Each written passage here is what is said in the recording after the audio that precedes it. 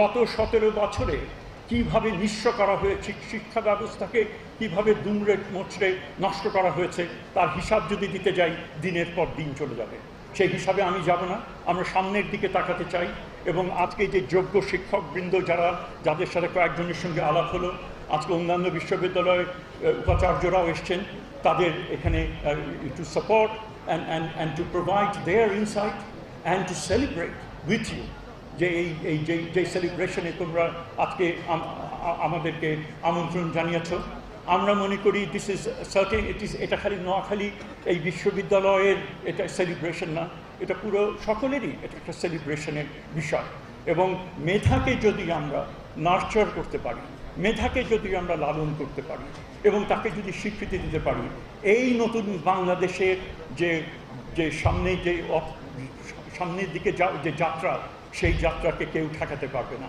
আমি মনে করি, আমি সবসময় যেটা বলি, আমাদের যে শিক্ষার ক্ষেত্রে একটা বড় আমাদের সকলের এনগেজড হতে হবে এবং সকল যে অংশীদার, কেবল রাষ্ট্র না, প্রাইভেট সেক্টরের এখানে ভূমিকা রয়েছে, এখানে বিভিন্ন সমাজের বিভিন্ন অংশের এখানে ভূমিকা রয়েছে এবং তারা যেন শিক্ষার গুণগত মানের উপরে তারা যেন জোর দেন এবং যারা শিক্ষার্থী তাদের সুযোগ সুবিধার উপরে যে তারা যেন একটু সকলে মিলে এগিয়ে আসেন, তাহলেই আমরা আমাদের সেই যে বৃহত্তর যে গোল, বাংলাদেশের যে নতুন বাংলাদেশ যে গড়ার গোল, এই যে বৈশ্বিক যে নানামুখী চ্যালেঞ্জ যেগুলো আমাদেরকে ফেস করতে হচ্ছে, একদিকে ইউক্রেন ওয়ার ছিল, এখন আবার মধ্যপ্রাচ্যে আমরা সেখানে আরেক যুদ্ধ সেখানে শুরু হয়েছে, নানান রকমের সংকটের মধ্যে রয়েছে।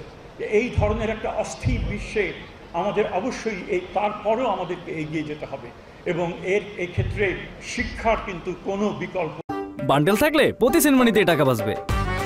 বিকাশ সেনমানি বান্ডেল কিনে জিতুন প্রতি লেনদেনে।